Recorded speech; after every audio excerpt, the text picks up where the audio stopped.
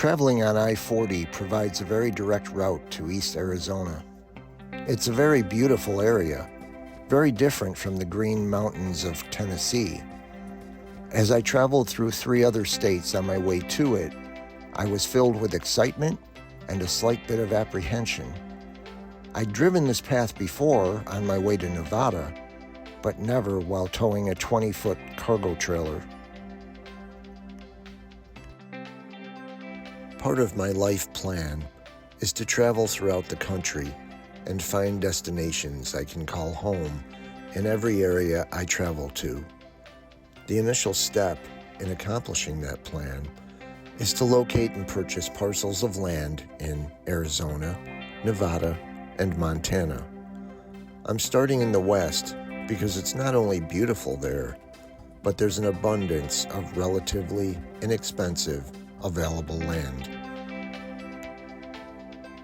The weather forecasts seem brutal for the next week, with temperatures well over 100 degrees, until I realized that the forecast was for Phoenix. I was located 200 miles northeast of Phoenix, at an elevation of 7,000 feet. My temperatures would only be between 85 and 90 degrees.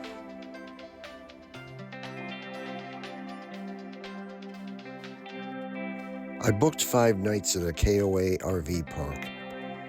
Pull-through sites with full hookups made it the perfect place to park my cargo/travel trailer while I looked at land.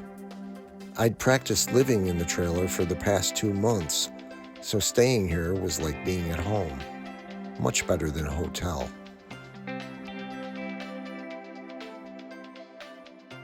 I stayed overnight in the city of Holbrook, exhausted from the long drive across the country. The next day was beautiful. I decided to drive out to look at a 10-acre property between Sanders and St. John's, Arizona, about 85 miles away. I took Route 40 to the city of Sanders at the intersection of Route 40 and Route 191, then to a location on 191 South between Sanders and St. John's.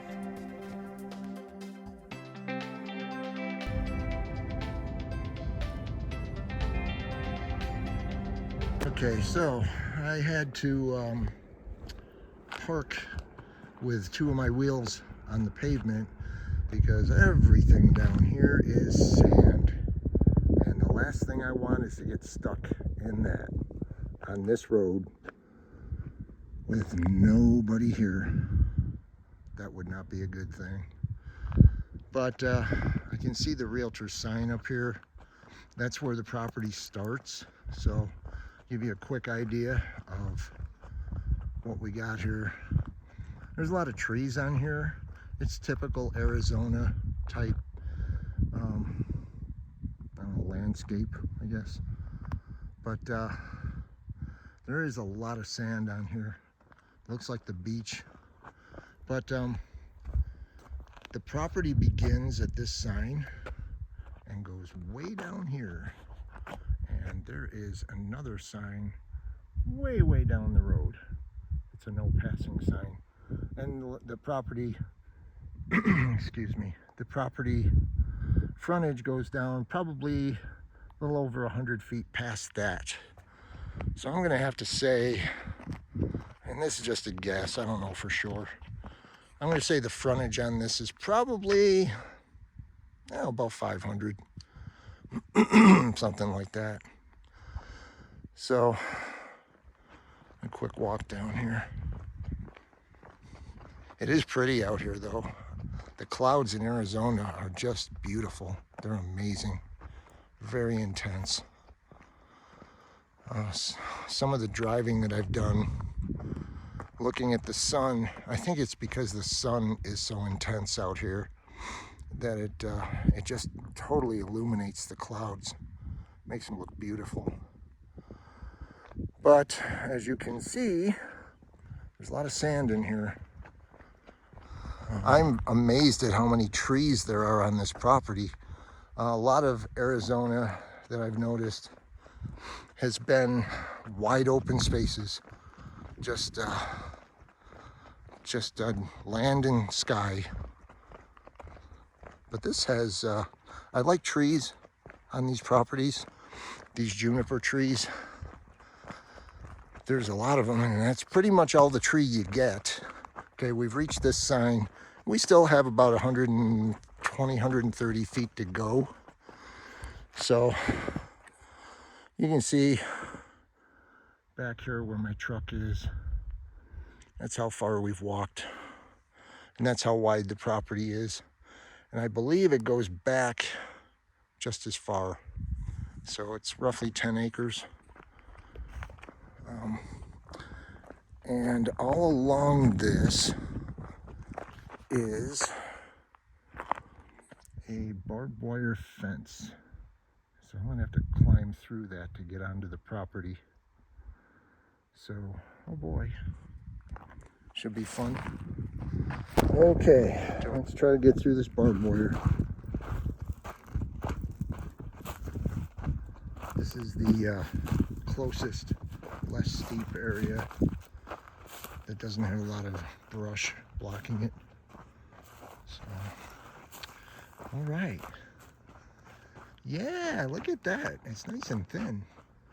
Okay, this one looks like it's probably the thickest. I'm gonna hook my little phone holder on there. And we're gonna pull up on this, stick my leg through, hopefully not ripping my pants. Oh, shoot. Push this up. Oh, come on, man. Get up there. Yeah, this isn't the easiest thing to do. All right. Oh, boy. I made it without tearing anything or myself. All right. We are on the property. Dun, dun, dun.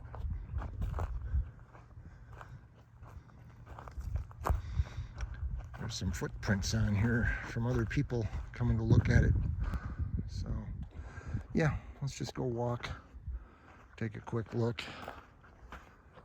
I'm gonna walk to the back of the property. I've got the ReGrid app on here, so it's showing me where the boundary lines are and where I am on the boundary lines. Another vehicle passing by. Yep. Yeah, it's about maybe 10 minutes for that one. So, okay, I'm gonna walk this thing. One asset of this property is the fact that it's on a main paved road and has a direct route to I-40 and the surrounding cities. That means there's access to things like grocery stores and other businesses without sacrificing the peace of a remote location. There's also plenty of space for a small off-grid homestead here, taking advantage of rain catchment and the abundance of Arizona sunlight for solar power.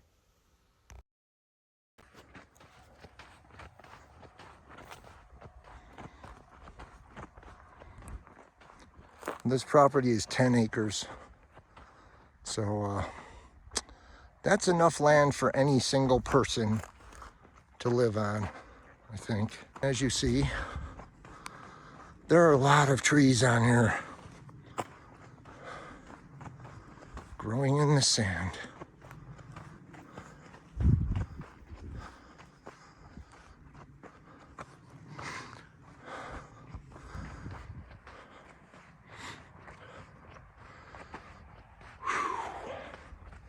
You know, the sun's not out, and I'm kind of glad, because I'd be probably sweating like crazy right now. And we still haven't gotten to the road. I started at the back of the property, and I'm walking toward the road. So this is like being on a huge beach. That's exactly what I feel like. I feel like I'm walking through the beach.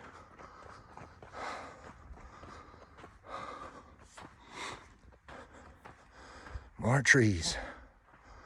More and more and more. Trees and trees and trees and sand. Okay, I think I'm getting up to the road now. And that's about how long it takes to get from the back of this property to the front of the property. It's pretty big. Okay, so here's the front.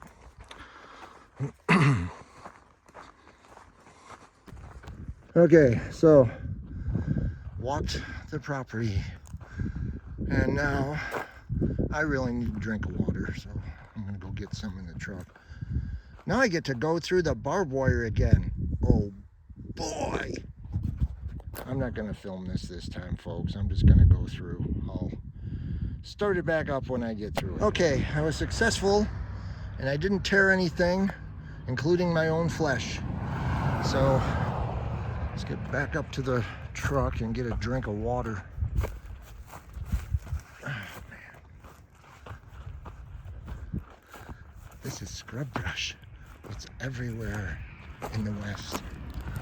Another car. Yes. You're probably all wondering, who's this idiot parked on the side of the road? I did have a couple of vehicles. I heard them stop because I think they were being good Samaritans and just trying to help me, which I appreciate. And I did have a guy come by and ask me if I was okay.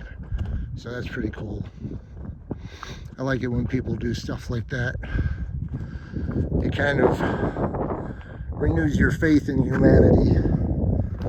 Oh my gosh, give me some water. All right, I'm gonna get some water, and I think this trip is over.